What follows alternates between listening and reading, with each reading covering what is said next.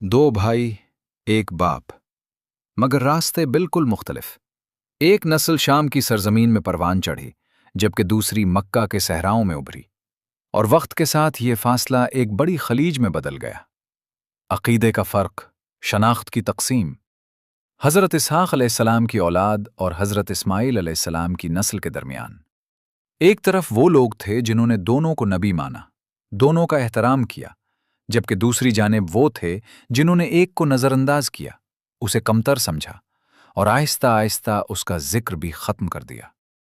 आप देख रहे हैं दानियाल वॉइस, और आज की इस वीडियो में आप हज़रत इसहाक़ अलैहिस्सलाम की ज़िंदगी के हालात देखेंगे।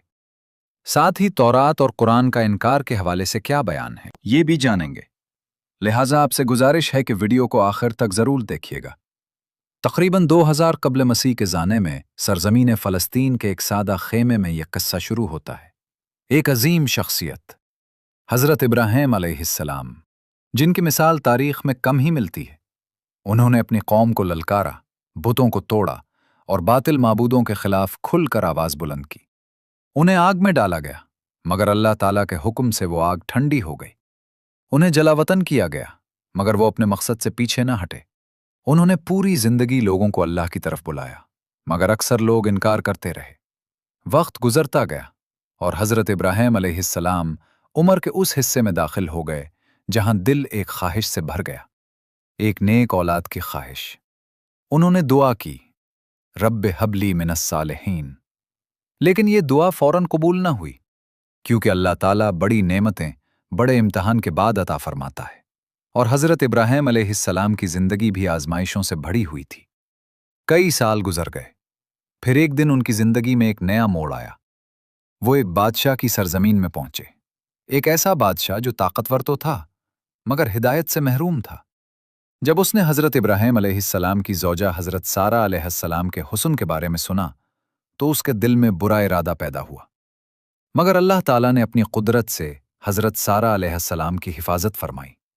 जब भी वो बादशाह उनके करीब आने की कोशिश करता, उसके हाथ रुक जाते, उसकी ताकत सल्ब हो जाती। उसी लम्हे उसने समझ लिया कि ये कोई आम औरत नहीं। उसके दिल में खौफ बैठ गया और आखिरकार उसने हज़रत सारा अलैहिस्सलाम को छोड़ दिया। न सिर्फ उन्हें आज़ाद किया बल्कि एक खादिमा भी उनके साथ कर दी। उस खादिमा का नाम था हज़रत हाजर अलैहिस्सलाम, और यही वो मकाम था जहां तकदीर का रुख बदलना शुरू हुआ। क्योंकि हज़रत हाजर अलैहिस्सलाम सिर्फ एक खादिमा बनकर नहीं रहीं, वक्त के साथ वो हज़रत इब्राहीम अलैहिस्सलाम की ज़िंदगी में एक ख़ास मकाम हासिल करने वाली थी। हज़रत सारा अलैहिस्सलाम तवील अरसे तक औलाद से महरूम रहीं, और ये बात उनके दिल पर भारी थी, लेकिन उनके दिल में सब्र और अल्लाह की रज़ा पर मुकम्मल तस्लीम थी। एक दिन उन्होंने एक निहायत मुश्किल फ़ैसला किया। उन्होंने हज़रत इब्राहीम अलैहिस्सलाम से कहा, आप हज़रत हाजर अलैहिस्सलाम से निकाह कर लें, शायद अल्लाह ताला उनके ज़रिए आपको औलाद अता फरमा दे। ये अल्फाज एक औरत के दिल से निकलने वाले सबसे भारी अल्फाज में से थे, मगर साथ ही ये अजीम सब्र और इताअत की अलामत भी थे। हज़रत इब्राहीम अलैहिस्सलाम ने यह पेशकश कबूल की और हज़रत हाजर अलैहिस्सलाम से निकाह कर लिया। इस निकाह से हज़रत इस्माईल अलैहिस्सलाम की विलादत हुई, और यूं हज़रत इब्राहीम अलैहिस्सलाम की दुआ का पहला जवाब सामने आया। कई बरसों के इंतजार के बाद एक बेटा अता हुआ, लेकिन इस कहानी का एक और पहलू भी था, हज़रत सारा अलैहिस्सलाम का दिल। उन्होंने बरसों हज़रत इब्राहीम अलैहिस्सलाम का साथ दिया, उनके साथ हिजरत की, आजमाइशों का सामना किया, मगर उनके दिल में एक खामोश दुख था, क्योंकि उनके यहां औलाद न थी। अब हज़रत इब्राहीम अलैहिस्सलाम के यहां बेटा तो था, मगर वो उनसे नहीं था। ये वो बोझ है जो हर दिल आसानी से बर्दाश्त नहीं कर सकता। मगर हज़रत सारा अलैहिस्सलाम ने सब्र किया, खामोशी से सब कुछ अपने दिल में समो लिया, और फिर एक बार फिर कहानी का रुख बदल गया। एक रात दरवाज़ा खटखटाया गया। 3 मेहमान आए, मगर वो आम मेहमान नहीं थे।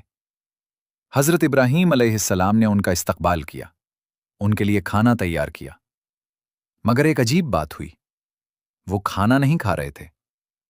उस वक्त हज़रत इब्राहीम अलैहिस्सलाम के दिल में खौफ पैदा हुआ, क्योंकि उस जमाने में जो मेहमान खाना ना खाए उसे दुश्मन समझा जाता था।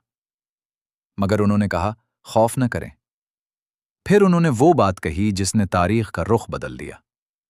ہم آپ کو ایک دانا بیٹے کی خوشخبری دیتے ہیں۔ یہ خوشخبری صرف حضرت ابراہیم علیہ السلام کے لیے نہیں تھی، بلکہ حضرت سارہ علیہ السلام کے لیے تھی۔ ایک لمحے کو جیسے وقت تھم گیا۔ حضرت سارہ علیہ السلام نے یہ سنا اور وہ مسکرا دی۔ لیکن یہ مسکراہٹ صرف خوشی کی نہیں تھی، بلکہ حیرت کی بھی تھی۔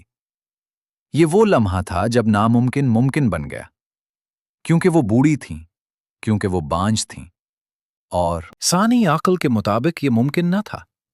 مگر یہی وہ مقام ہے جہاں سے ربانی کہانی شروع ہوتی ہے، کیونکہ جب اللہ چاہے تو کچھ بھی ناممکن نہیں رہتا۔ اللہ وہ ذات ہے جو عدم سے وجود عطا فرماتا ہے، اگرچہ اکثر وہ اسباب کے ذریعے پیدا کرتا ہے، مگر کبھی کبھی بغیر کسی سبب کے بھی پیدا فرما دیتا ہے۔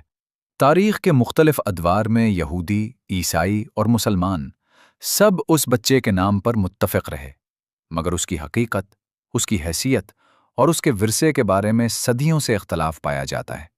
تورات اسے اس نسل کا آغاز قرار دیتی ہے جسے منتخب سمجھا گیا، جبکہ قرآن اسے نبوت کی ایک عظیم زنجیر کی اہم کڑی کے طور پر بیان کرتا ہے۔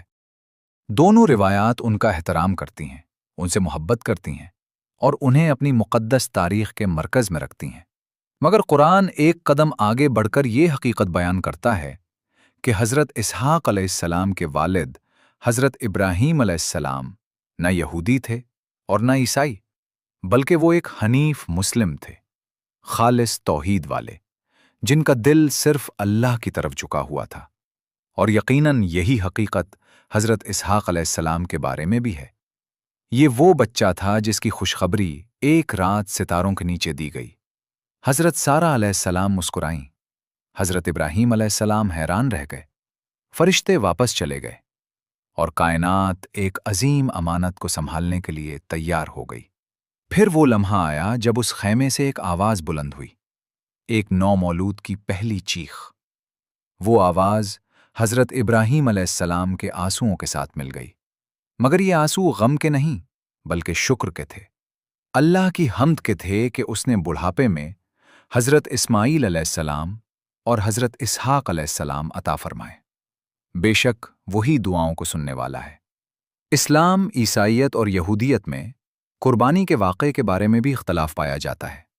تورات میں بیان کیا جاتا ہے کہ قربانی کے لیے حضرت اسحاق علیہ السلام کو پیش کیا گیا تھا، اور اس تصور کے پیچھے یہ خیال رکھا جاتا ہے کہ قربانی والا بیٹا زیادہ برگزیدہ اور منتخب تھا۔ چونکہ حضرت یعقوب علیہ السلام اور دیگر انبیاء کی ایک بڑی تعداد حضرت اسحاق علیہ السلام کی نسل سے ہے، اس لیے وہ اس بات پر زور دیتے ہیں کہ قربانی کا واقعہ انہی سے متعلق تھا۔ یہودی فکر میں حضرت اسماعیل علیہ السلام کو زیادہ اہمیت نہیں دی جاتی، توجہ زیادہ تر حضرت اسحاق علیہ السلام پر مرکوز رہتی۔ اس کی ایک بڑی وجہ یہ بھی بتائی جاتی ہے کہ حضرت ابراہیم علیہ السلام حضرت اسماعیل علیہ السلام کو مکہ کی سرزمین میں لے گئے، جہاں سے عربوں کی نسل شروع ہوئی، اور بعد میں اسی نسل میں سے آخری نبی حضرت محمد صلی اللہ علیہ وآلہ وسلم تشریف لائے۔ اسی نتیجے کی بنیاد پر ایک خاص موقف اختیار کیا گیا۔ حضرت اسماعیل علیہ السلام کو دوسری زوجہ کے بیٹے کے طور پر دیکھا گیا، اور یہ کہا گیا کہ وہ نبوت کی میراث کے اصل وارث نہیں ہو سکتے۔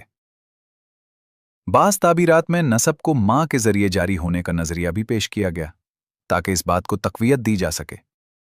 حقیقت میں یہ صورتحال تاریخ کے اس تنازع کی یاد دلاتی ہے جو بار بار سامنے آتا رہا، جیسے حضرت یعقوب علیہ السلام کے بیٹوں کے درمیان حضرت یوسف علیہ السلام کے حوالے سے حسد اور مخالفت پیدا ہوئی، ویسا ہی ایک فرق یہاں بھی پیدا کیا گیا۔ مزید یہ کہ چونکہ آخری نبی حضرت محمد صلی اللہ علیہ وآلہ وسلم حضرت اسماعیل علیہ السلام کی نسل سے آئے، اس لیے اس واقعے کو حضرت اسحاق علیہ السلام سے جوڑنے پر زیادہ زور دیا گیا۔ رسول اللہ صلی اللہ علیہ وآلہ وسلم نے اپنے اجداد کی طرف اشارہ کرتے ہوئے فرمایا کہ میں ان دو کا بیٹا ہوں جنہیں قربانی کے لیے منتخب کیا گیا تھا، ایک حضرت اسماعیل علیہ السلام اور دوسرے آپ کے والد حضرت عبداللہ۔ اب دوبارہ کہانی کی طرف آتے ہیں۔ ایسے ماحول میں حضرت اسحاق علیہ السلام کی پرورش کیسے ہوئی؟ ایک نبی کا بچپن کیسا ہوتا ہے؟ کون سے الفاظ اس کی شخصیت کو تشکیل دیتے ہیں؟ روایات میں آتا ہے کہ گہوارے ہی سے ان کے ارد گرد اللہ کا ذکر گونجتا تھا۔ ان کے کانوں میں سب سے پہلے جو الفاظ پڑے وہ اللہ تھے۔ حضرت ابراہیم علیہ السلام صرف ایک باپ نہیں تھے، وہ ایک چلتی پھرتی درسگاہ تھے۔ ان کا ہر عمل ایک سبق، ہر بات ایک سبق، حتیٰ کہ ان کی خاموشی بھی ایک سبق تھی۔ روایات کے مطابق وہ ننھے حضرت اسحاق علیہ السلام کو اپنی باہوں میں اٹھاتے اور رات کے آسمان کے نیچے لے جا کر ستاروں کی طرف اشارہ کرتے، جہاں ہر منظر میں اللہ کی قدرت کی نشانیاں ظاہر ہوتی تھیں۔ دیکھو میرے بیٹے، حضرت ابراہیم علیہ السلام فرمایا کرتے، یہ وسیع آسمان ایک خیمے کی طرح ہے، مگر اس کے کوئی ستون نہیں، اور اسے بغیر ستون کے تھامنے والی ذات صرف اللہ ہے۔ ایسے باپ کی آغوش میں پلنے والا بچہ توحید کو کتابوں سے نہیں بلکہ زندگی کے ہر لمحے سے سیکھتا ہے۔ اب سوال یہ ہے کہ تورات اس بچپن کو کیسے بیان کرتی ہے؟ پیدائش کی ایک روایت میں حضرت اسماعیل علیہ السلام اور حضرت اسحاق علیہ السلام کے درمیان ایک کشیدگی کا ذکر ملتا ہے۔ بیان کیا جاتا ہے کہ بڑے بھائی نے چھوٹے بھائی کو کم تر سمجھا یا اس کا مذاق اڑایا۔ اسی وجہ سے حضرت سارہ علیہ السلام نے حضرت ابراہیم علیہ السلام سے کہا کہ حضرت ہاجر علیہ السلام اور حضرت اسماعیل علیہ السلام کو الگ کر دیا جائے۔ اس منظر کو ایک جذباتی انداز میں بیان کیا جاتا ہے۔ حضرت ابراہیم علیہ السلام غمگین ہو جاتے ہیں، پھر اللہ کے حکم سے وہ ایسا ہی کرتے ہیں، اور حضرت ہاجر علیہ السلام اور حضرت اسماعیل علیہ السلام صحرا میں چھوڑ دیے جاتے ہیں۔ لیکن قرآن اس کشیدگی کو اس انداز میں بیان نہیں کرتا۔ قرآن میں حضرت اسحاق علیہ السلام اور حضرت اسماعیل علیہ السلام کے تعلق کو حسد یا جھگڑے کے زاویے سے نہیں دیکھا جا سکتا، بلکہ قرآن دونوں کا ذکر بلند مقام کے ساتھ کرتا ہے۔ دونوں نبی ہیں اور دونوں حضرت ابراہیم علیہ السلام کی بابرکت نسل کا حصہ ہیں۔ عقیدے کے اعتبار سے یہ فرق نہایت اہم ہے۔ تورات کی روایات میں ایک کو منتخب اور دوسرے کو پس منظر میں رکھا گیا، جبکہ قرآن میں دونوں منتخب ہیں۔ ایک کو بلند کرنے کے لیے دوسرے کو کم نہیں کیا گیا، بلکہ دونوں ایک ہی نور الہی سے جڑے ہوئے ہیں۔ یہی فرق صدیوں سے یہودیوں اور عربوں کے درمیان شناخت کے بڑے مباحث کا مرکز رہا ہے۔ بعض محققین کے مطابق تورات کو لکھنے والے حضرت اسحاق علیہ السلام کی نسل سے تھے، اور اکثر تاریخ وہی لکھتا ہے جو غالب ہوتا ہے۔ اسی لیے تورات میں حضرت اسحاق علیہ السلام کو زیادہ نمایاں کیا گیا، جبکہ حضرت اسماعیل علیہ السلام پس منظر میں چلے گئے۔ قرآن اس توازن کو بحال کرتا ہے، نہ حضرت اسحاق علیہ السلام کو کم کرتا ہے اور نہ حضرت اسماعیل علیہ السلام کو بڑھا چڑھا کر پیش کرتا ہے، بلکہ دونوں کو ایک ہی واضح ربانی سچائی کے ساتھ بیان کرتا ہے۔ اب سوال یہ ہے کہ حضرت اسحاق علیہ السلام کے بچپن میں اور کون ان کے ساتھ تھا؟ کیونکہ ان کی تربیت صرف والد کے ذریعے نہیں ہوئی۔ ان کی والدہ حضرت سارہ علیہ السلام بھی ایک عظیم شخصیت تھیں، جن کے سائے میں وہ پروان چڑھے۔ حضرت سارہ علیہ السلام کو ایک معزز خاتون کے طور پر بیان کیا جاتا ہے۔ انہوں نے ناممکن کو مسکرا کر قبول کیا، اپنے رحم میں ایک معجزہ سنبھالا اور ایک نبی کی پرورش کی۔ ایک بچے کے لیے ایسی ماں زندگی کی سب سے بڑی نعمتوں میں سے ہوتی ہے۔ جیسے جیسے حضرت اسحاق علیہ السلام بڑے ہو رہے تھے، ان کے ارد گرد کی دنیا بھی تشکیل پا رہی تھی۔ تقریباً 2000 قبل مسیح کے زمانے میں فلسطین اور شام کی سرزمین پر ایک ہی وقت میں ایک سے زیادہ انبیاء موجود تھے۔ ان کے والد حضرت ابراہیم علیہ السلام فلسطین میں تھے، ان کے بھائی حضرت اسماعیل علیہ السلام مکہ کے قریب فاران کے پہاڑوں میں تھے، اور ان کے چچا حضرت لوط علیہ السلام اردن کے علاقے میں تھے۔ ایک ہی زمانے میں 4 انبیاء موجود تھے اور ایک دوسرے سے واقف تھے۔ یہ حقیقت تاریخ کا ایک حیران کن پہلو ظاہر کرتی ہے کہ وہ دور بھی جنت جیسا نہیں تھا۔ انبیاء کی موجودگی کے باوجود لوگ بت پرستی کرتے تھے، ظلم کرتے تھے اور اپنے ہاتھوں سے بنائے گئے پتھروں کے سامنے جھکتے تھے۔ تو ایسے ماحول میں حضرت اسحاق علیہ السلام کے لیے اس سب کا کیا مطلب تھا؟ انہوں نے یہ حقیقت سمجھ لی کہ حق پر چلنے والے ہمیشہ کم ہوتے ہیں۔ حق کا راستہ ہجوم کا راستہ نہیں ہوتا، اور توحید ہمیشہ ایک چھوٹی سی روشنی کے ذریعے بڑے اندھیرے کے خلاف زندہ رکھی جاتی ہے۔ بچپن ہی سے حضرت اسحاق علیہ السلام نے یہ سب اپنی آنکھوں سے دیکھا۔ انہوں نے اپنے والد کی آنکھوں میں تھکن دیکھی، پیغام کا بوجھ محسوس کیا، اور یہ بھی جان لیا کہ صبر کی قیمت کتنی بڑی ہوتی ہے۔ روایات کے مطابق حضرت اسحاق علیہ السلام نے اپنے والد سے سیکھی ہوئی تعلیمات کو اپنی زندگی میں عملی طور پر اپنایا۔ وہ سرزمین شام میں پروان چڑھے اور برسوں تک اپنے والدین کی خدمت کرتے رہے۔ ایک روایت میں ان کی شخصیت کچھ یوں بیان کی گئی: وہ بلند قامت تھے، بڑی اور گہری آنکھوں والے، گندمی رنگت، خوبصورت چہرہ اور صاف و واضح گفتگو کرنے والے۔ جب عمر زیادہ ہوئی تو ان کے سر اور داڑھی کے بال مکمل سفید ہو گئے۔ ان کی صورت اور سیرت دونوں اپنے والد حضرت ابراہیم علیہ السلام سے مشابہ تھیں، جیسے ایک بیٹا اپنے باپ کی تصویر ہو۔ صرف چہرے کی مشابہت نہیں، بلکہ روح کی جھلک بھی ویسی ہی تھی۔ انہوں نے اپنے والد سے صبر، اللہ پر کامل بھروسہ اور مکمل اطاعت وراثت میں پائی۔ یہ وراثت نہ خریدی جا سکتی ہے، نہ چھینی جا سکتی ہے۔ یہ صرف سجدوں سے ملتی ہے، دعاؤں سے ملتی ہے، اور اس دل کو ملتی ہے جو یہ کہہ سکے: اے میرے رب، مجھے حکم دے، چاہے حالات کتنے ہی سخت کیوں نہ ہوں۔ قرآن مجید حضرت اسحاق علیہ السلام کا ذکر نہایت خوبصورت صفات کے ساتھ کرتا ہے: قوت، بصیرت اور اخلاص۔ یہی تین صفات ایک نبی کی مکمل تصویر پیش کرتی ہیں۔ قوت صرف جسمانی طاقت کا نام نہیں، بلکہ ارادے کی مضبوطی، صبر اور ثابت قدمی کا نام ہے۔ بصیرت صرف آنکھوں کی بینائی نہیں، بلکہ دل کی روشنی ہے۔ اور اخلاص وہ نایاب خزانہ ہے کہ انسان ہر کام صرف اللہ کے لیے کرے، نہ تعریف کی خواہش، نہ کسی صلے کی طلب۔ حضرت اسحاق علیہ السلام انہی صفات کے ساتھ پروان چڑھے۔ انہیں سنبھالنے والے ہاتھ بابرکت تھے۔ جس زمین نے انہیں پالا وہ مقدس تھی، اور ان کے ارد گرد کا ماحول نبوت کی عظمت سے بھرا ہوا تھا۔ ایسے ماحول میں ان کا بچپن گزرا جو شاید کسی اور کو نصیب نہ ہوا ہو۔ تاہم تورات کی بعض روایات میں ان ایام کے دوران حضرت اسحاق علیہ السلام کو ایک عام انسان کی طرح، بلکہ کہیں کہیں کمزور انداز میں بھی پیش کیا گیا ہے۔ جہاں ذکر آتا ہے کہ انہوں نے ایک مقام پر اپنی زوجہ کو بہن کہہ کر پیش کیا، کیونکہ انہیں خطرہ تھا کہ لوگ ان کے حسن کی وجہ سے انہیں نقصان پہنچا سکتے ہیں۔ بعض مفسرین اسے انسانی کمزوری کی مثال قرار دیتے ہیں، لیکن اسلامی روایت میں انبیاء علیہم السلام کو اس طرح کی کمزوریوں کے ساتھ بیان نہیں کیا جاتا۔ قرآن اس بات پر زور دیتا ہے کہ انبیاء کو گناہوں سے محفوظ رکھا جاتا ہے اور انہیں عصمت عطا کی جاتی ہے۔ یہ فرق صرف عقیدے کا نہیں، بلکہ انبیاء کے مقام کو سمجھنے کے انداز میں ایک گہرا فرق ہے۔ وقت گزرتا گیا، حضرت اسحاق علیہ السلام جوان ہوئے۔ اب انہیں خود کھڑا ہونا تھا، اپنی آواز میں بات کرنی تھی۔ نبوت کوئی تاج نہیں جو سر پر رکھ دیا جائے، بلکہ یہ ایک عظیم ذمہ داری ہے، پہاڑ جیسی بھاری، جو کندھوں پر رکھی جاتی ہے۔ اور ایک دن یہ ذمہ داری ان تک بھی پہنچنی تھی۔ مگر اس سے پہلے ایک لمحہ ایسا آیا جب حضرت ابراہیم علیہ السلام نے اس دنیا سے پردہ فرمایا اور حضرت اسحاق علیہ السلام اس دنیا میں رہ گئے، بظاہر اکیلے، مگر حقیقت میں اللہ کی رحمت کے سائے میں۔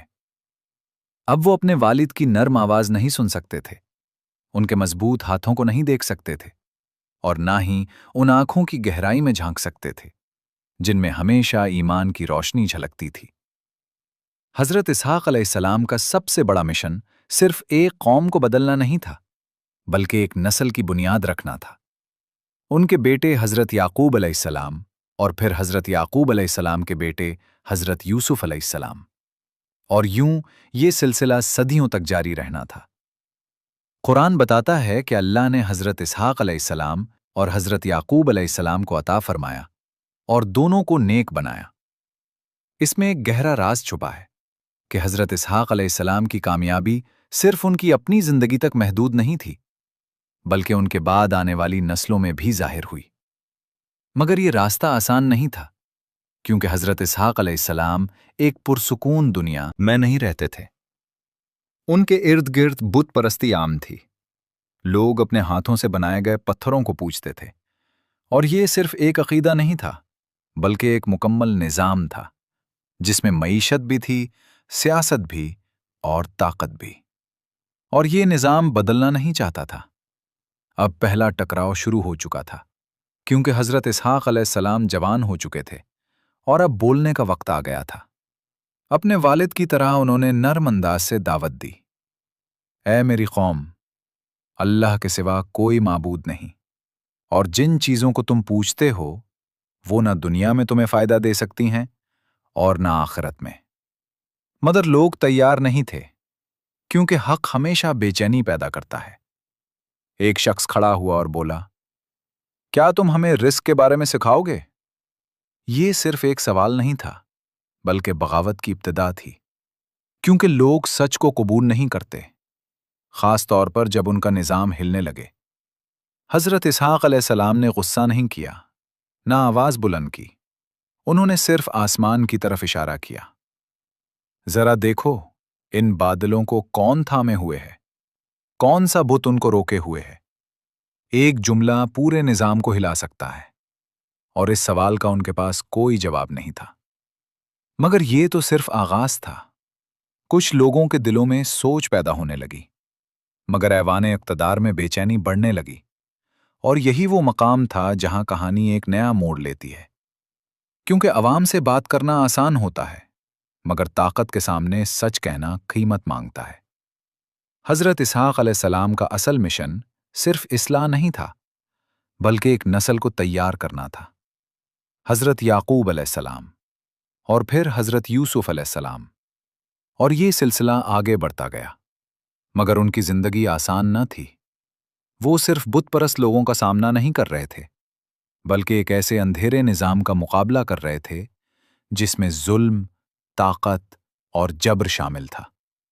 ایک ایسا نظام جو بدلنا نہیں چاہتا تھا، اور اس نظام کے سامنے ایک شخص کھڑا تھا جو فرعون اور نمرود کی طرح طاقت اور غرور رکھتا تھا۔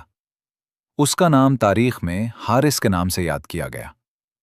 وہ لوگوں کا مال لوٹتا تھا، ان پر حکومت کرتا تھا، اور خود کو ناقابل شکست سمجھتا تھا۔ مگر حضرت اسحاق علیہ السلام اس کے سامنے تنہا کھڑے ہو گئے اور فرمایا، ظلم چھوڑ دو ورنہ اللہ تمہیں روک دے گا۔ یہ الفاظ محل کی دیواروں میں گونج اٹھے، ہر طرف خاموشی چھا گئی، کیونکہ ایسی بات کہنے کی ہمت کسی میں نہ تھی۔ مگر نبی حق کو چھپا نہیں سکتا۔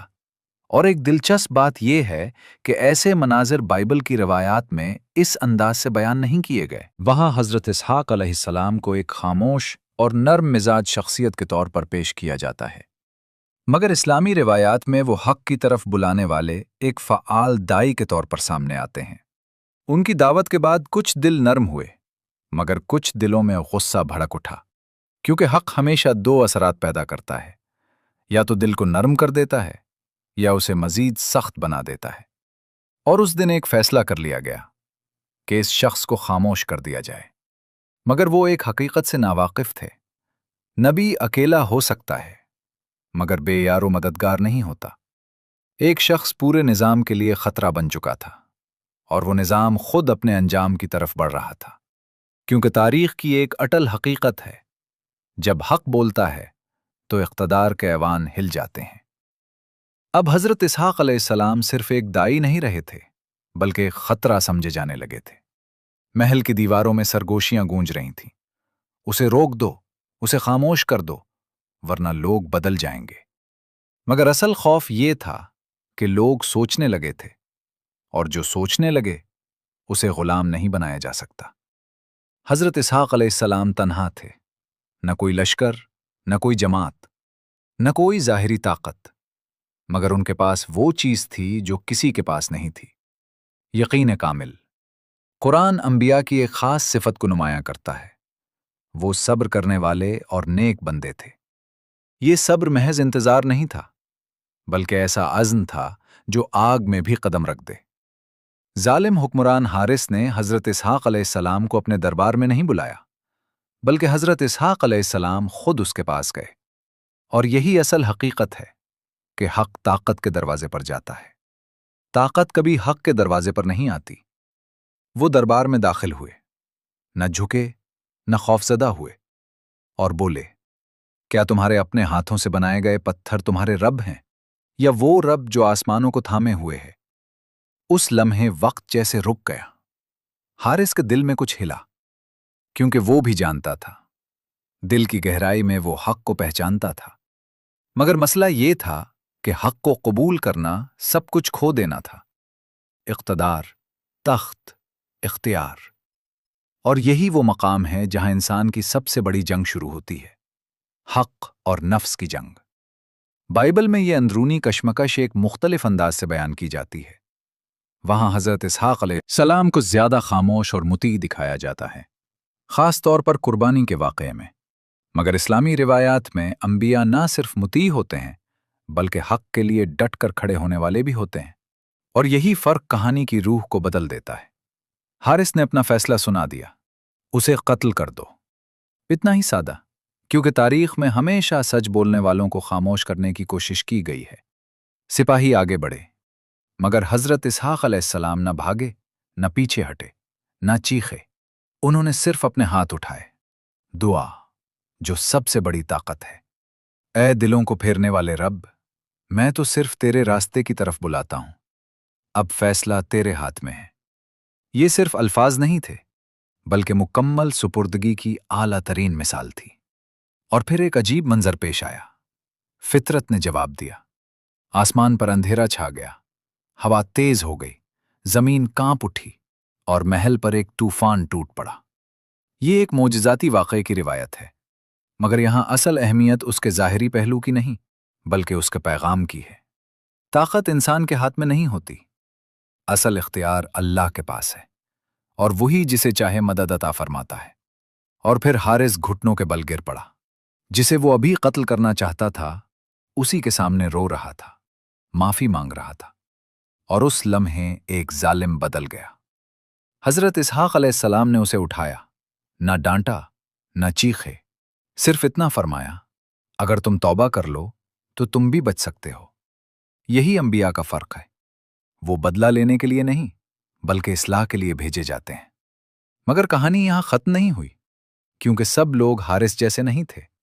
कुछ अब भी ईमान नहीं लाए, बल्कि उन्होंने एक और मुतालबा कर दिया, अगर तुम वाकई नबी हो तो उस पहाड़ को हिला कर दिखाओ।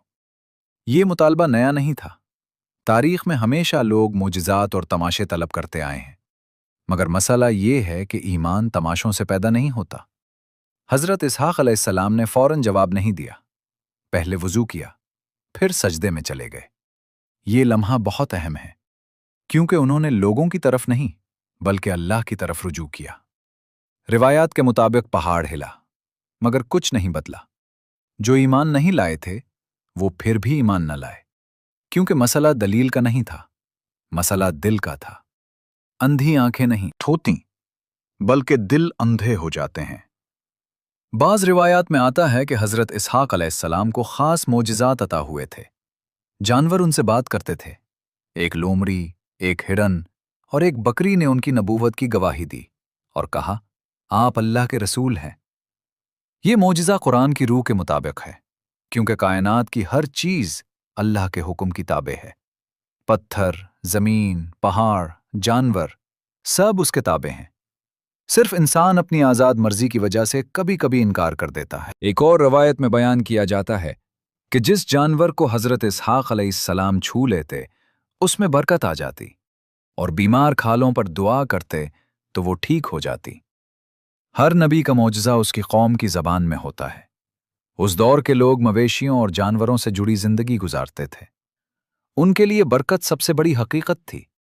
इसलिए हज़रत इसहाक़ अलैहिस्सलाम के मौजज़ात भी उसी अंदाज में ज़ाहिर हुए। मगर ये बात याद रखनी चाहिए कि ये तमाम मौजज़ात असल मकसद नहीं होते, बल्कि सिर्फ एक ज़रिया होते हैं, एक दरवाज़ा। असल पैगाम तौहीद है। असल मिशन ये है कि लोगों को पत्थरों, सोने और झूठे मकाम से हटाकर अल्लाह की तरफ बुलाया जाए। हज़रत इसहाक़ अलैहिस्सलाम ने इसी मकसद के लिए ज़िंदगी गुजारी, इसी के लिए खड़े रहे और इसी के लिए बोलते रहे। कुरान उनके इस अंदाज को यूं बयान करता है कि उन पर और उनकी नस्ल पर बरकत रखी गई, मगर उनकी औलाद में नेक भी होंगे, और वो भी जो अपने ऊपर जुल्म करेंगे। इसमें एक नबी की आजमाइश भी छुपी है कि उसकी नस्ल में हर तरह के लोग आएंगे। नबी किसी को मजबूर नहीं करता, वो सिर्फ दरवाज़ा खोलता है। दाखिल होना इंसान का अपना इंतखाब होता है। حضرت اسحاق علیہ السلام نے اپنی قوم میں دونوں طرح کے لوگ دیکھے، وہ بھی جن کے دل نرم ہو گئے اور وہ بھی جو ضد کے ساتھ اپنے بتوں سے چمٹے رہے، مگر انہوں نے سب کو ایک ہی نظر سے دیکھا، رحمت کی نظر سے، کیونکہ نبی کا دل اس چراغ کی طرح ہوتا ہے جو کبھی اپنا دروازہ بند نہیں کرتا، چاہے آنے والے کم ہی کیوں نہ ہوں۔ اور حضرت اسحاق علیہ السلام نے یہ بھی سمجھ لیا تھا کہ یہ جد و جہد مختصر نہیں ہوگی، یہ کوئی ایک دن کی لڑائی نہیں تھی، یہ ایک طویل راستہ تھا، اور یہی راستہ حضرت اسحاق علیہ السلام کو صرف ایک نبی نہیں بلکہ ایک عظیم ورثے کا بانی بنانے والا تھا۔ مگر اب اصل سوال شروع ہوتا ہے، وہ اپنی اولاد کی تربیت کیسے کریں گے، اور وہ نسل کیسے ایک مضبوط اور عظیم سلسلے میں بدل جائے گی؟ حضرت اسحاق علیہ السلام اب صرف ایک دائی نہیں رہے تھے، اب وہ ایک باپ تھے، اور یہی وہ لمحہ تھا جب ان کی زندگی کا سب سے اہم دور شروع ہوا، کیونکہ ایک قوم کو بدلنا مشکل ہے مگر ایک نسل کو سنوارنا اس سے کہیں زیادہ مشکل ہے۔ حضرت اسحاق علیہ السلام کے دو بیٹے تھے، حضرت یعقوب علیہ السلام اور عیسو، دونوں جرواں تھے مگر ایک جیسے نہیں تھے، ایک خاموش، گہرا، اندرونی طور پر مضبوط، وہ تھے حضرت یعقوب علیہ السلام، اور دوسرا جسمانی طور پر طاقتور، مضبوط اور سخت مزاج، وہ تھا عیسو۔ اور یہاں حضرت اسحاق علیہ السلام کی حقیقی حکمت ظاہر ہوتی ہے۔ آج لوگ کیا کرتے ہیں؟ وہ اپنے بچوں کو ایک جیسا بنانا چاہتے ہیں، اپنے بھائی جیسا بنو، اس کی طرح سوچو، اس کی طرح عمل کرو، مگر حضرت اسحاق علیہ السلام نے اس کے برعکس کیا۔ انہوں نے نہ ان کا موازنہ کیا، نہ مقابلہ کروایا، بلکہ انہیں مکمل کیا۔ حضرت یعقوب علیہ السلام سے فرمایا، تمہاری خاموشی تمہاری گہرائی ہے، اور عیسو سے فرمایا، تمہاری طاقت انصاف کے لیے ہونی چاہیے۔ اس کا مطلب کیا ہے؟ اس کا مطلب یہ ہے کہ ہر شخص ایک جیسا نہیں ہوتا، مگر ہر شخص صحیح راستے پر ہو سکتا ہے۔ قرآن بتاتا ہے کہ اللہ نے انہیں ایسے پیشوا بنایا جو اس کے حکم سے لوگوں کی رہنمائی کرتے تھے، اور یہ بات بہت اہم ہے، کیونکہ حضرت اسحاق علیہ السلام صرف ایک باپ نہیں تھے بلکہ قائدین تیار کرنے والے مربی تھے۔ مگر یہاں ایک اہم فرق سامنے آتا ہے۔ بائبل کی بعض روایات میں حضرت یعقوب علیہ السلام اور عیسو کے درمیان شدید تنازع بیان کیا جاتا ہے، یہاں تک کہ یہ بھی کہا جاتا ہے کہ حضرت یعقوب علیہ السلام نے دھوکے سے عیسو کا حق لے لیا۔ اس روایت پر بہت بحث ہوئی ہے، مگر اسلامی روایات میں یا تو یہ واقعات اس انداز میں موجود نہیں یا پھر انہیں مختلف انداز سے سمجھا جاتا ہے، کیونکہ اسلام میں انبیاء اور ان کی منتخب نسل کو اخلاقی کمزوریوں سے محفوظ سمجھا جاتا ہے۔ حضرت اسحاق علیہ السلام نے صرف اپنی اولاد کی تربیت نہیں کی بلکہ ان کے لیے دعا بھی کی، اور یہی سب سے اہم نقطہ ہے۔ حضرت ابراہیم علیہ السلام کی دعا، اے میرے رب، مجھے اور میری اولاد کو نماز قائم کرنے والا بنا، اس میں حضرت اسحاق علیہ السلام بھی شامل تھے، اور پھر حضرت اسحاق علیہ السلام نے بھی اسی راستے کو جاری رکھا۔ اسی میں حضرت اسماعیل علیہ السلام بھی شامل ہیں، اور اسی سلسلے میں آگے چل کر آخری نبی حضرت محمد صلی اللہ علیہ وآلہ وسلم بھی آتے ہیں۔ حضرت اسحاق علیہ السلام کی سب سے بڑی کامیابی ان کی اپنی زندگی نہیں تھی بلکہ ان کی نسل تھی۔ حضرت یعقوب علیہ السلام، پھر حضرت یوسف علیہ السلام، پھر حضرت موسیٰ علیہ السلام، پھر حضرت داؤد علیہ السلام، پھر حضرت سلیمان علیہ السلام، پھر حضرت عیسیٰ علیہ السلام۔ یہ صرف ناموں کی فہرست نہیں بلکہ تاریخ کا ایک عظیم ترین سلسلہ ہے، اور اس سلسلے کی ابتدا حضرت اسحاق علیہ السلام سے ہوتی ہے۔ حضرت اسحاق علیہ السلام کی زندگی ایک سوال چھوڑتی ہے کہ میرے بعد کیا باقی رہے گا، کیونکہ اصل کامیابی انسان کی اپنی زندگی نہیں بلکہ وہ اثر ہے جو وہ پیچھے چھوڑ جاتا ہے۔ مگر کہانی یہاں ختم نہیں ہوتی، کیونکہ ہر نسل اپنے ساتھ ایک نئی آزمائش لاتی ہے۔ حضرت یعقوب علیہ السلام کوئی عام بچہ نہیں تھے، ان کی تقدیر بہت بھاری تھی، کیونکہ وہ صرف بیٹا نہیں بلکہ ایک قوم کی بنیاد بننے والے تھے، اور یہ راستہ آزمائشوں سے بھرا ہوا تھا۔ وقت گزرتا گیا، حضرت اسحاق علیہ السلام بوڑھے ہو گئے، ان کی آنکھیں کمزور ہو گئیں، یہاں تک کہ وہ واضح طور پر دیکھ بھی نہیں سکتے تھے۔ مگر ایک عجیب بات یہ تھی کہ جیسے جیسے ان کی ظاہری بینائی کم ہوتی گئی ویسے ویسے ان کی باطنی بصیرت بڑھتی گئی، کیونکہ کچھ لوگ آنکھوں سے نہیں बल्कि दिल से देखते हैं। अब आखिरी मंजर करीब आ रहा था।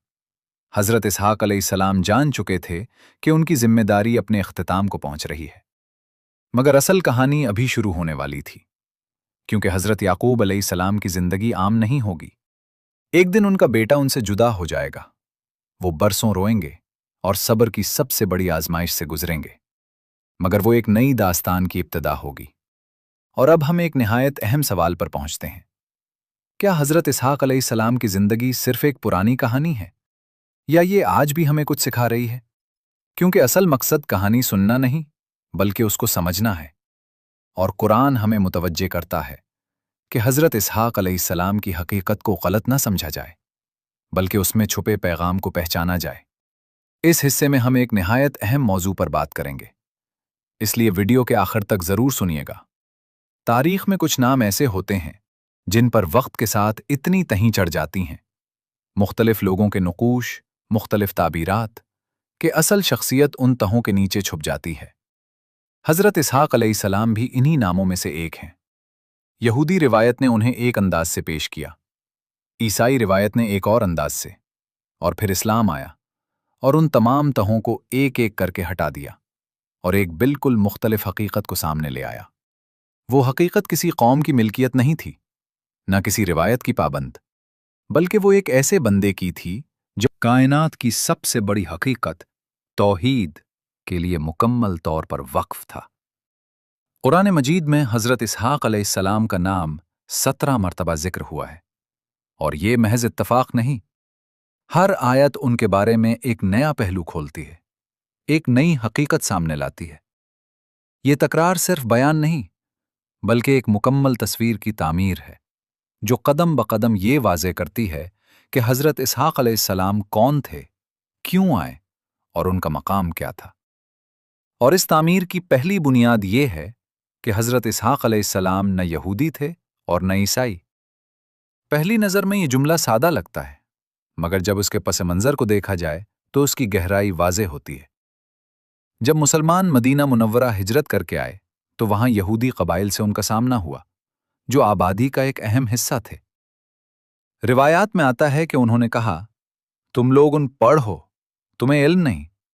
हमारे आबा हजरत इब्राहीम अलैहिस्सलाम, हजरत इसहाक अलैहिस्सलाम और हजरत याकूब अलैहिस्सलाम सब हमारी रिवायत से ताल्लुक रखते हैं। ये दावा सिर्फ निस्बत का नहीं था, बल्कि बरतरी का भी था। कुरान ने इसका जवाब एक सवाल की सूरत में दिया, क्या तुम ज्यादा जानते हो या अल्लाह? ये सवाल सख्त नहीं, मगर बहुत गहरा है। ये तोड़ने के लिए नहीं, बल्कि सोचने के लिए है। हकीकत बहुत सादा है। यहूदियत अपनी मौजूदा शक्ल में 6ठी सदी क़िब्ल मसीह के करीब जाहिर हुई। ईसाइयत हजरत ईसा अलैहिस्सलाम के बाद आई, जबकि हजरत इब्राहीम अलैहिस्सलाम तकरीबन 2000 क़िब्ल मसीह में गुजरे। तो वो उस रिवायत का हिस्सा कैसे हो सकते हैं जो उनके बाद वजूद में आई? हजरत इब्राहीम अलैहिस्सलाम न यहूदी थे न ईसाई, बल्कि एक हनीफ मुस्लिम थे, और वो मुशरिकीन में से नहीं थे। और हजरत इसहाक अलैहिस्सलाम इसी दरख्त की एक शाख थे। वो अपने बाप की जड़ों से सैराब हुए। वो इसी खालिस तौहीद के सिलसिले का तसलसल थे, एक साफ और सीधा रास्ता। कुरान इसी हकीकत को हजरत याकूब अलैहिस्सलाम के आखिरी लम्हात के मंजर में दोबारा वाज़े करता है। जब वो बिस्तर वफात पर थे और उनके बेटे उनके गिर्द खड़े थे, तो उन्होंने सिर्फ एक सवाल किया, मेरे बाद तुम किसकी इबादत करोगे? न माल का जिक्र, न जमीन का, न इख्तदार का, सिर्फ इबादत का सवाल। और उनके बेटों ने जवाब दिया, हम उस एक अल्लाह की इबादत करेंगे जो हमारे बाप हजरत इब्राहीम अलैहिस्सलाम, हजरत इस्माईल अलैहिस्सलाम और हजरत इसहाक अलैहिस्सलाम का रब है, और हम उसी के फर्माबरदार हैं। ये मंजर दरअसल नबूवत के पूरे सिलसिले का खुलासा है। एक पैगाम, एक रब, एक ही रास्ता। अब आइए जरा गौर करते हैं कि तौरात हजरत इसहाक अलैहिस्सलाम को किस अंदाज में पेश करती है, क्योंकि ये तकाबुल ही उनकी असल तस्वीर को मजीद वाज़े करता है। तौरात की रवायत में हजरत इसहाक अलैहिस्सलाम को 3 बड़े आबा में सबसे कम नुमाया शख्सियत के तौर पर पेश किया जाता है।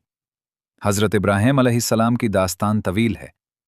حضرت یعقوب علیہ السلام کی کہانی بھی مفصل اور جذباتی ہے، مگر حضرت اسحاق علیہ السلام گویا ان دونوں کے درمیان ایک پل کی طرح نظر آتے ہیں، جیسے پس منظر میں موجود ہوں۔ بعض مفسرین کے مطابق وہ حضرت ابراہیم علیہ السلام اور حضرت یعقوب علیہ السلام کے درمیان ایک رابطہ ہیں، ایک خاموش سی شخصیت۔ مگر اسلامی علماء یہاں ایک نہایت اہم نقطہ بیان کرتے ہیں کہ تورات لکھنے والے حضرت اسحاق علیہ السلام کی نسل سے تھے، اور فطری طور پر انسان اپنی نسل کے اس حصے کو زیادہ نمایاں کرتا ہے جو اس کے نزدیک زیادہ اہم ہو۔ مگر اس سے حضرت اسحاق علیہ السلام کی اصل عظمت چھپ جاتی ہے، کیونکہ جب آپ تورات میں حضرت اسحاق علیہ السلام کو دیکھتے ہیں تو کبھی وہ دھوکے کا شکار نظر آتے ہیں، کبھی خاموش، کبھی حالات کے زیر اثر۔ مگر جب قرآن میں انہیں دیکھتے ہیں تو ایک بالکل مختلف تصویر سامنے آتی ہے، ایک مضبوط نبی، توحید کا دائی، ایک منتخب بندہ جس کے پاس قوت بھی ہے اور بصیرت بھی۔ تو یہ فرق کہاں سے آتا ہے؟ اصل فرق انبیاء کے تصور میں ہے۔ قرآن کے مطابق انبیاء علیہم السلام کو عصمت عطا کی جاتی ہے، یعنی وہ بڑے گناہوں، دھوکے، خیانت اور اخلاقی کمزوریوں سے محفوظ ہوتے ہیں۔ اس کا مطلب یہ نہیں کہ وہ انسان نہیں ہوتے، وہ خوف محسوس کرتے ہیں، غم بھی، تھکن بھی، مگر وہ جھوٹ، فریب یا ظلم کا ارتکاب نہیں کرتے۔ دوسری طرف تورات میں انبیاء کو ایک عام انسان کی طرح پیش کیا جاتا ہے، بلکہ بعض جگہوں پر ان کے اعمال کو اخلاقی لحاظ سے کمزور بھی دکھایا جاتا ہے، جیسے حضرت ابراہیم علیہ السلام کا اپنی زوجہ کو بہن کہنا، حضرت یعقوب علیہ السلام کا تدبیر کے ذریعے حق حاصل کرنا، حضرت داؤد علیہ السلام سے متعلق روایات اور حضرت سلیمان علیہ السلام کے بارے میں مختلف بیانات۔ یہ سب ایک خاص عقیدے کے تحت بیان کیے گئے کہ نجات انسان کے اعمال سے نہیں بلکہ اللہ کے فضل سے ہوتی ہے، اور انبیاء کی کمزوریاں اس فضل کو زیادہ نمایاں کرتی ہیں۔ مگر اسلام اس تصور کو قبول نہیں کرتا۔ اللہ کا فضل بے شک عظیم ہے، مگر اس کا مطلب یہ نہیں کہ انبیاء اخلاقی کمزوری رکھتے ہوں، بلکہ وہ پاکیزہ کردار کے حامل ہوتے ہیں اور انسانیت کے لیے نمونہ ہوتے ہیں۔ قرآن میں حضرت اسحاق علیہ السلام ایک بے عیب نبی کے طور پر سامنے آتے ہیں، نہ وہ دھوکہ دیتے ہیں، نہ دھوکہ کھاتے ہیں، نہ کمزوری کے سامنے جھکتے ہیں۔ ایک اور اہم فرق قربانی کے واقعے میں سامنے آتا ہے۔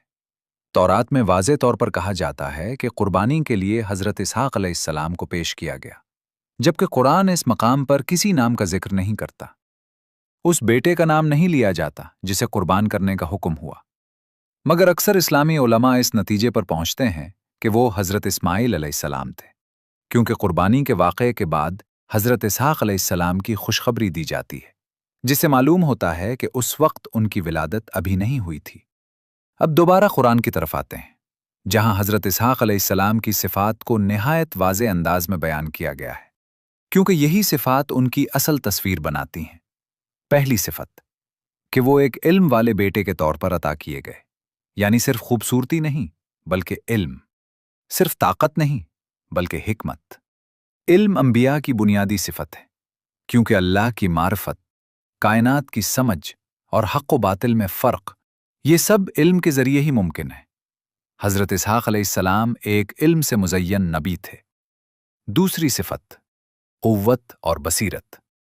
جب یہ دونوں اکٹھی ہوں تو پیغام کی سب سے بڑی طاقت بنتی ہیں۔ قوت یعنی ثابت قدمی، اور بصیرت یعنی حق کو پہچاننے کی صلاحیت۔ اگر کسی کے پاس قوت ہو مگر بصیرت نہ ہو تو وہ غلط سمت میں دوڑتا ہے، اور اگر بصیرت ہو مگر قوت نہ ہو تو وہ حق کو دیکھ تو لیتا ہے مگر بیان نہیں کر پاتا۔ مگر حضرت اسحاق علیہ السلام میں دونوں جمع تھیں۔ تیسری صفت اخلاص، اور یہی ہر عمل کی روح ہے۔ قرآن اخلاص کو ایک پاکیزہ صفت کے طور پر بیان کرتا ہے، یعنی ایسا وصف جو خالص ہو، صاف ہو، جس میں کسی قسم کی ملاوٹ نہ ہو۔ ہر عمل صرف دنیا کو دکھانے کے لیے نہیں بلکہ آخرت کی شعوری یاد کے ساتھ ہو۔ حضرت اسحاق علیہ السلام کا پیغام اسی اخلاص سے بھرا ہوا تھا۔ چوتھی صفت یہ کہ وہ منتخب اور بہترین لوگوں میں شمار کیے گئے، اور اللہ کی طرف سے منتخب ہونا صرف ایک انعام نہیں بلکہ ایک بھاری ذمہ داری بھی ہوتا ہے، کیونکہ منتخب ہونے کا مطلب ہے زیادہ بوجھ اٹھانا، اور حضرت اسحاق علیہ السلام نے یہ بوجھ اٹھایا۔ پانچویں صفت یہ کہ انہیں برکت عطا کی گئی، اور یہ برکت صرف ان کی اپنی زندگی تک محدود نہیں تھی، بلکہ ان کے بعد آنے والے ہر نبی میں، ہر سجدے میں اور نبوت کے ہر تسلسل میں جاری رہی۔ حضرت اسحاق علیہ السلام کی برکت ان کے ساتھ ختم نہیں ہوئی، بلکہ بڑھتی ہی چلی گئی۔ اب جب ہم قرآن کی اس تصویر کو تورات کی تصویر کے ساتھ رکھتے ہیں تو دو مختلف نقش سامنے آتے ہیں۔ تورات کا حضرت اسحاق علیہ السلام جزوی، خاموش، کبھی دھوکے کا شکار، کبھی غیر واضح، جبکہ قرآن کا حضرت اسحاق علیہ السلام مکمل، فعال، منتخب، محفوظ اور بابرکت۔ یہ فرق صرف ایک تاریخی بحث نہیں، بلکہ یہ اس بات کو ظاہر کرتا ہے کہ دونوں مذاہب انسان اور اللہ کو کس طرح سمجھتے ہیں، اور یہی سمجھ ان کے انبیاء کے تصور میں جھلکتی ہے۔ اب ایک اور زاویے سے دیکھتے ہیں، قرآن حضرت اسحاق علیہ السلام کا ذکر بار بار کیوں کرتا ہے؟ ان کا نام 17 مرتبہ آیا ہے، جبکہ کئی انبیاء کا ذکر اس سے کم ہے۔ اس کے پیچھے ایک حکمت ہے۔ جس وقت قرآن نازل ہوا، اس وقت مسلمان دو بڑی اہل کتاب جماعتوں، یہودیوں اور عیسائیوں سے تعلق میں تھے، اور دونوں حضرت اسحاق علیہ السلام کو اپنی مقدس تاریخ کا مرکزی حصہ مانتے تھے۔ قرآن نے اس مشترک نقطے کو قبول کیا، مگر ساتھ ہی ان غلط فہمیوں کی اصلاح بھی کی۔ مسلمانوں کو حبشہ کی طرف ہجرت کا حکم دیا گیا، جہاں ایک عیسائی بادشاہ سے ملاقات ہوئی۔ وہ بھی حضرت اسحاق علیہ السلام کو اپنی روایت میں جانتا تھا۔ پھر مدینہ میں یہودی قبائل سے براہ راست سامنا ہوا، وہاں بھی یہی معاملہ تھا۔ قرآن نے دونوں کے لیے حضرت اسحاق علیہ السلام کی درست تصویر پیش کی، تاکہ مکالمے کا دروازہ کھلے، مگر صحیح بنیاد پر۔ یہی قرآن کی ایک بڑی خصوصیت ہے۔ یہ صرف عقیدے کی کتاب نہیں، بلکہ تاریخ کی گہرائی میں جا کر ماضی کو حال سے جوڑتی ہے، اور مذاہب کے درمیان ایک مضبوط بنیاد قائم کرتی ہے۔ اور حضرت اسحاق علیہ السلام اس بنیاد کے اہم ستونوں میں سے ایک ہیں۔ وہ کسی ایک قوم کے نہیں، کسی ایک سرزمین کے نہیں، بلکہ پوری انسانیت کے لیے ایک مثال ہیں۔ ایک ایسی زندگی کی مثال جو اللہ کے لیے وقف ہو۔ قرآن نے اس علامت کو محفوظ رکھا، نہ اس میں تحریف ہونے دی، نہ غلط تعبیر، نہ اسے کسی سیاسی مفاد کا ذریعہ بننے دیا۔ اللہ نے ان کا ذکر آنے والی نسلوں میں سچائی کے ساتھ باقی رکھا۔ یہ ایک مختصر جملہ ہے، مگر بہت گہرا۔ اللہ نے حضرت اسحاق علیہ السلام کی یاد کو اپنی حفاظت میں لے لیا، اور تاریخ کو اجازت نہ دی کہ وہ ان کی حقیقت کو مسخ کر دے۔ قرآن میں ان کا نام بار بار آنا دراصل اس اصل چہرے کو قیامت تک محفوظ رکھنے کا ذریعہ ہے۔ ذرا ایک زندگی پر غور کریں۔ خاموشی سے شروع ہوئی، ایک معجزے کے ساتھ جنم لیا، مگر شور سے نہیں، گہرائی سے آگے بڑھی۔ حضرت اسحاق علیہ السلام کی زندگی بڑے بڑے ظاہری معجزات سے بھری نہیں تھی۔ انہوں نے حضرت ابراہیم علیہ السلام کی طرح بت نہیں توڑے، حضرت موسیٰ علیہ السلام کی طرح سمندر نہیں چاک کیا، حضرت عیسیٰ علیہ السلام کی طرح مردوں کو زندہ نہیں کیا، مگر پھر بھی ان کا اثر ان سب میں جاری رہا۔ کچھ لوگ خود سٹیج پر نظر نہیں آتے، مگر سٹیج پر موجود ہر چیز ان کی محنت کا نتیجہ ہوتی ہے۔ حضرت اسحاق علیہ السلام بھی انہی میں سے تھے۔ ان کی زندگی کو دیکھیں تو ایک بات واضح ہوتی ہے، انہوں نے بحران پیدا نہیں کیے، بلکہ انہیں سنبھالا۔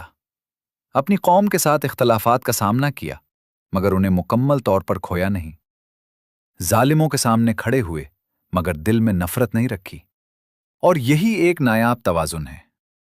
بائبل میں حضرت اسحاق علیہ السلام کو اکثر ایک نسبتاً خاموش اور پرسکون شخصیت کے طور پر پیش کیا جاتا ہے، خاص طور پر کنوؤں کے جھگڑے کے واقعے میں، جہاں بیان کیا جاتا ہے کہ وہ ایک کنواں کھودتے ہیں، دوسری قوم آ کر اس پر قبضہ کر لیتی ہے، مگر وہ لڑتے نہیں، آگے بڑھ جاتے ہیں، دوبارہ کھودتے ہیں، پھر چھین لیا جاتا ہے، اور وہ پھر آگے بڑھ جاتے ہیں، یہاں تک کہ آخر کار ایک جگہ حاصل کر لیتے ہیں۔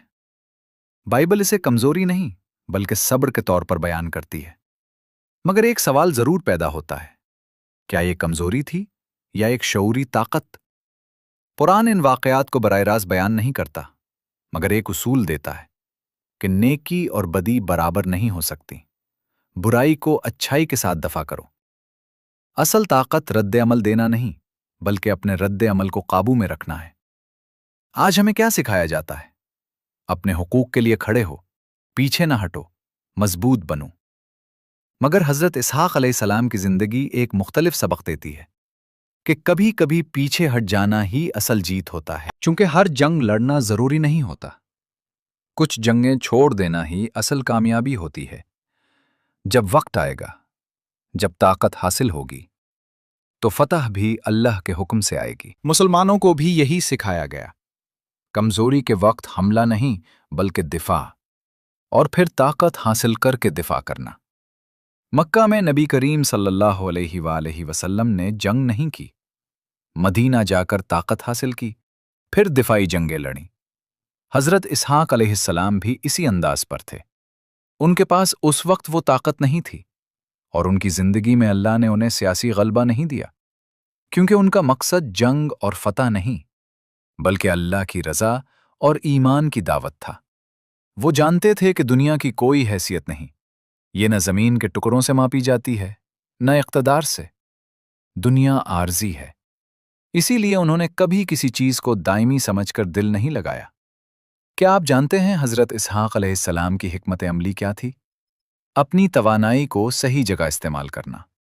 وہ ہر بحث میں نہیں پڑتے تھے، ہر شخص کو سمجھانے کی کوشش نہیں کرتے تھے، ہر اشتعال کا جواب نہیں دیتے تھے، کیونکہ وہ جانتے تھے کچھ لوگ سمجھنا ہی نہیں چاہتے، اور انہیں سمجھاتے سمجھاتے انسان خود کو کھو دیتا ہے۔